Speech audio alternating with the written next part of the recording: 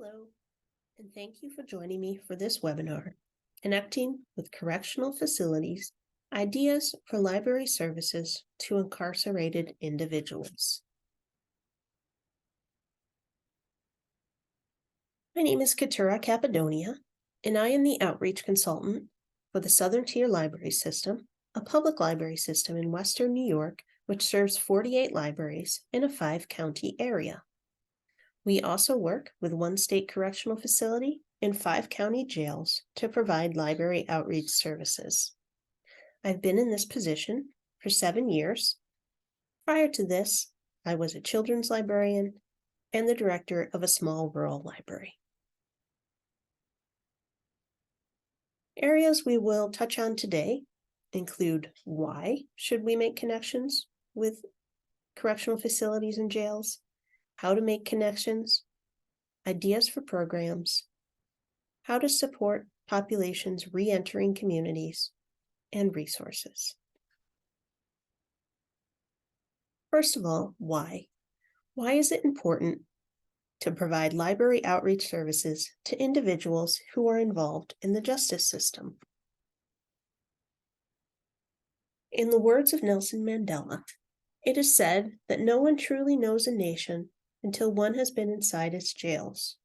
A nation should not be judged by how it treats its highest citizens, but its lowest ones.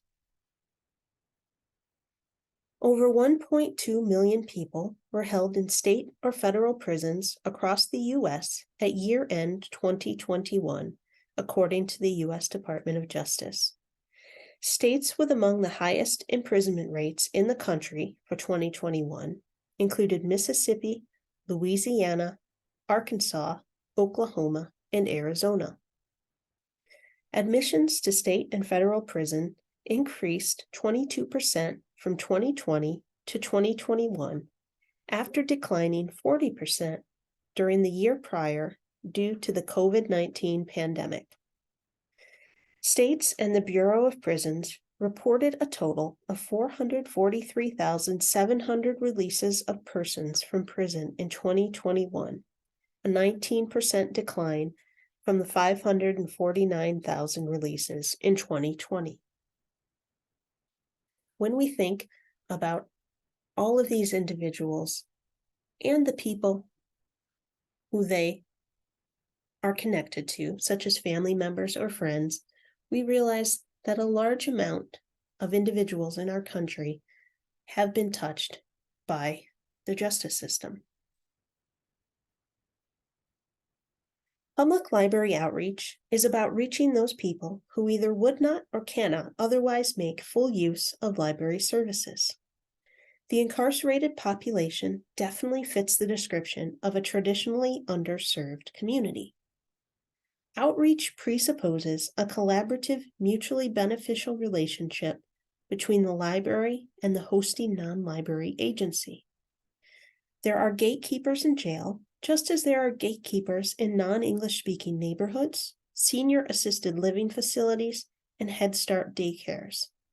The ability to reach members of those communities is largely based on the librarian's ability to sell the service to the people in charge, such as activity directors, daycare administrators, property managers, jail wardens and lieutenants, and to work within the scheduling and staffing parameters of the hosting facility.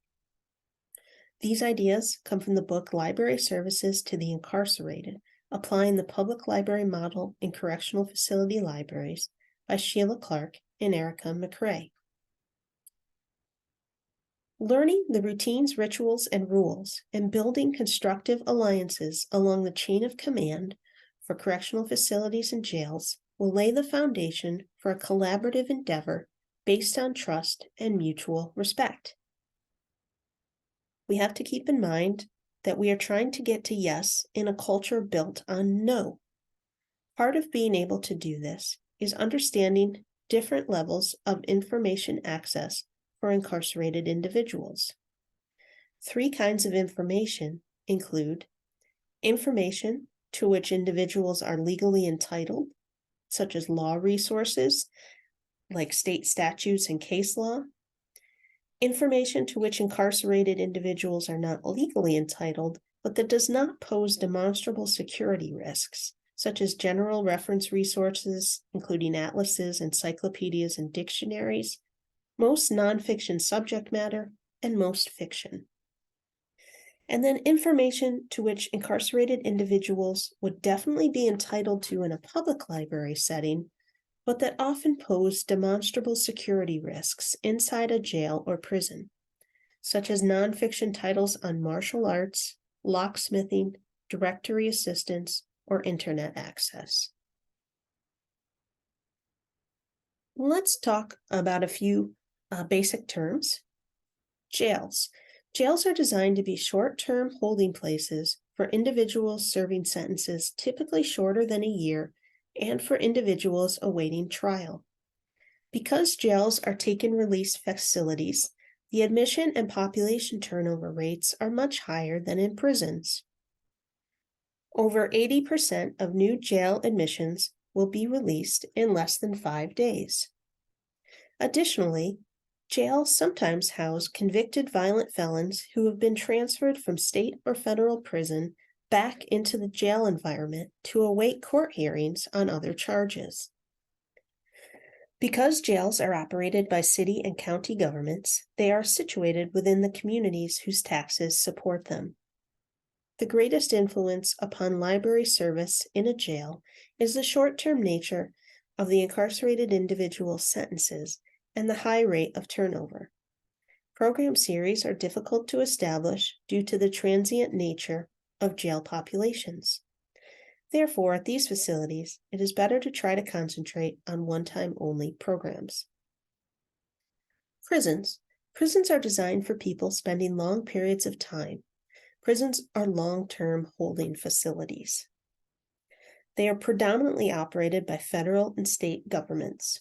One implication of this state and nationwide perspective is that where individuals are sentenced, usually fairly close to home and family, often has nothing to do with where they will be sent to serve their sentence. People convicted of crimes in one corner of a state are often sent hundreds or thousands of miles away from home to serve out their sentences.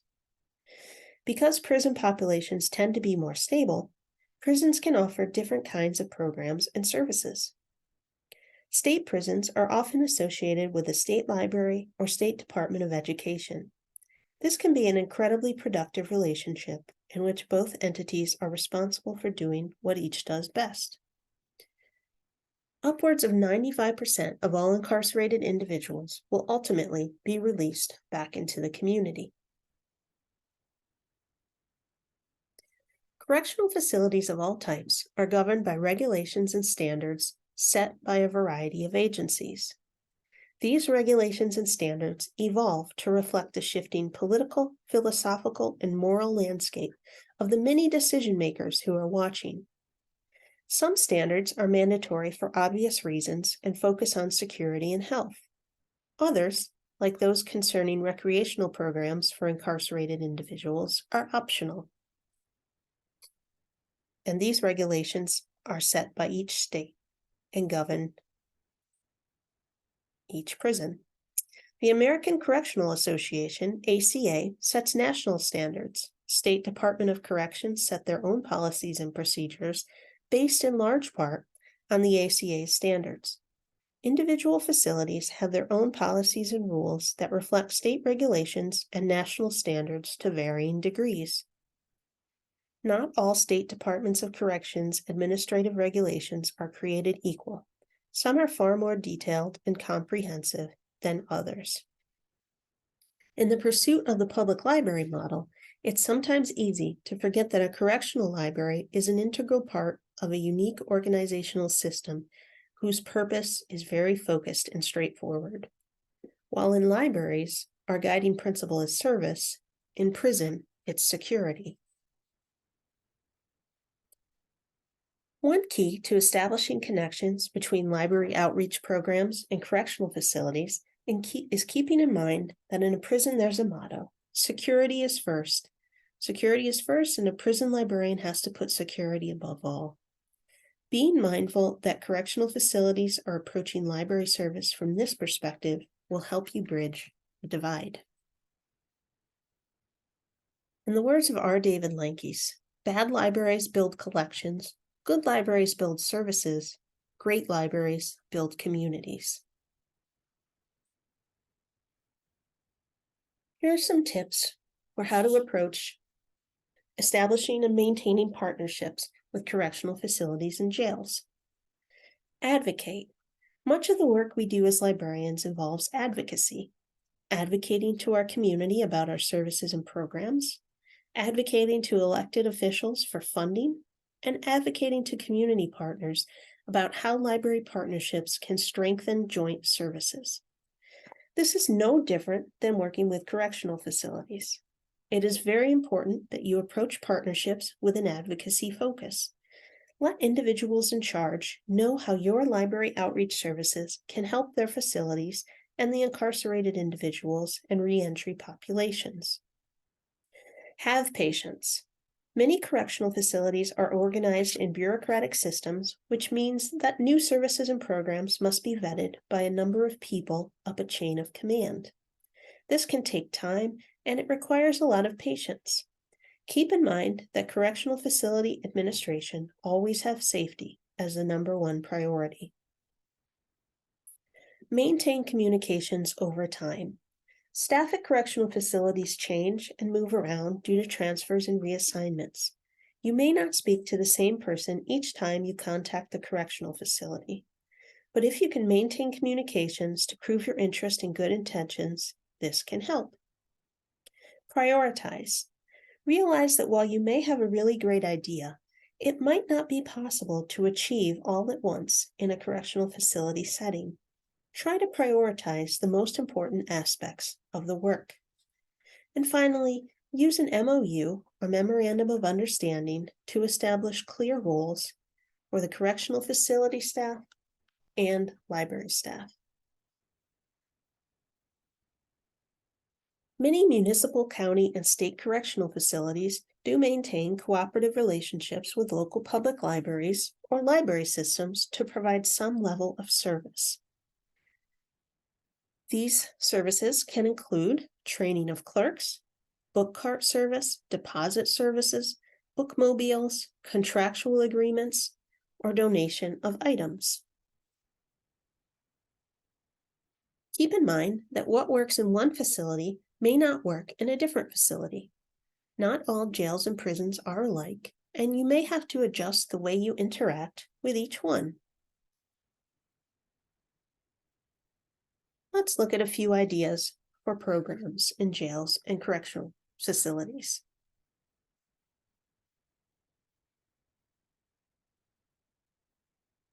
Book clubs. Just as in your public library, book clubs can be a popular and effective way to program in a correctional facility or jail. One great resource is ALA Great Stories Club, who offer grant programs and book club guides on different themes, which are highly applicable for jails and correctional facilities. Financial literacy, self-help, creative writing, literacy and GED prep, reading contests such as summer reading and art contests are popular programming ideas for working with incarcerated individuals.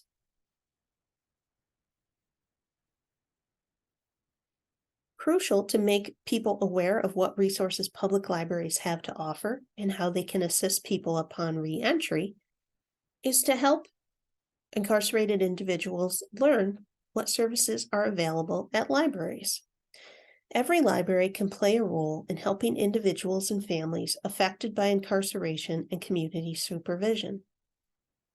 Some of the topics which are popular for re-entry program ideas include parenting skills, employment skills, job seeking, conflict resolution, library skills, and awareness.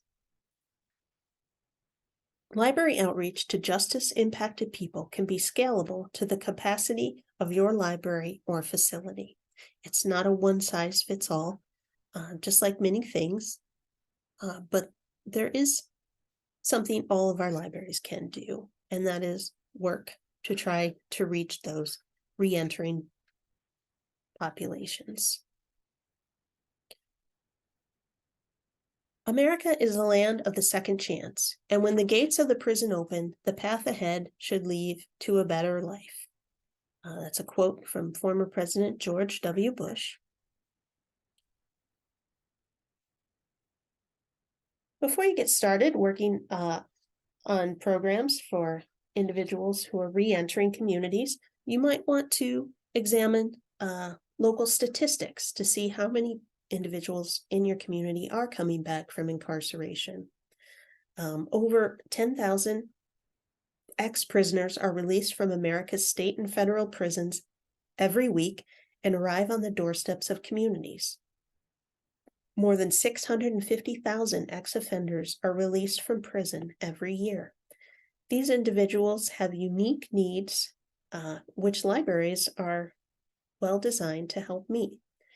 Some of the areas you can look for data about re-entering populations include your State Department of Corrections, the Prison Policy Initiative, local county jail information, or the Sentencing Project.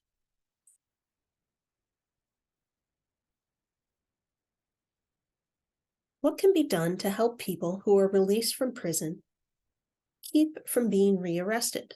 With no job, no money, and no place to live, returnees often find themselves facing the same pressures and temptations that landed them in prison.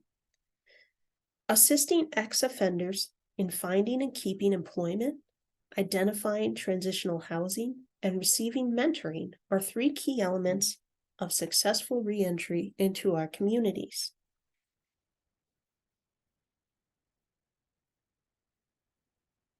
Some of the top issues facing individuals who have re-entered after release from jail or prison include overdoses, recidivism, housing and job access, and opportunity gaps. Think about your community. Do you have community organizations with members who are formerly incarcerated who you could speak with? Are there organizations providing similar services to re-entering populations?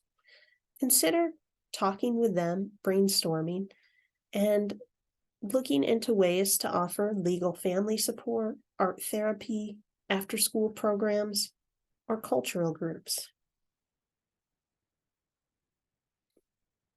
What ways have libraries contributed to gatekeeping with formerly incarcerated patrons? In what ways have libraries been unwelcoming to previously incarcerated patrons? Consider library policies on overdue fines, requirements for photo IDs or permanent addresses to get library cards. Consider modifying your policies to make it easier for individuals to get a library card upon reentry. Consider waiving or erasing fines that these individuals may have incurred in the past. Consider making flyers or posters to welcome formerly incarcerated individuals into your library. And then think about reentry guides, perhaps making a reentry guide either in print or an online format that you can share. Here I've linked to a few different guides. I make one here at my job. It's called a New Path Resource Guide for Reentry, and it includes information on food banks, housing services, legal assistance, various nonprofits. The New York Public Library publishes one as well called Connections, and the Buffalo and Erie County often also has a guide called Connections, and you can see all of those online if you'd like to take a look. And that's just a simple thing that I print out. I take copies to each of the jails that I work with. I take them to information fairs and to each of our member libraries, just for people to grab if they may not have internet service or a smartphone. This is a print guide that they can take and keep with them.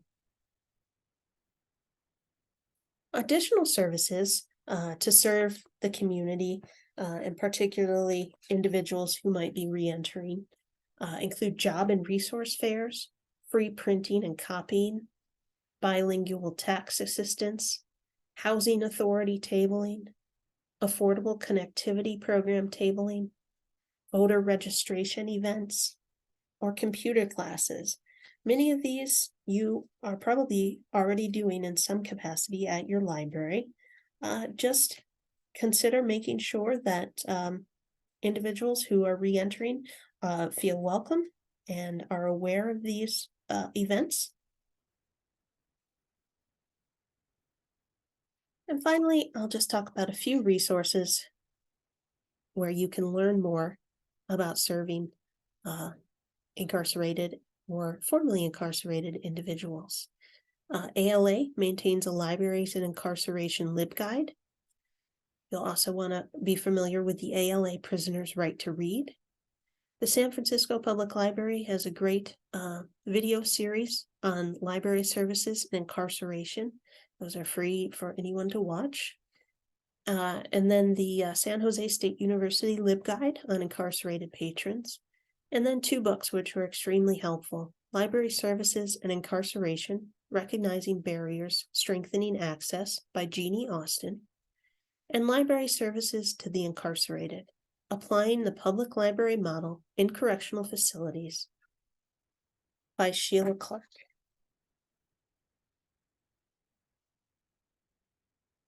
Thank you for watching this webinar. I appreciate your support.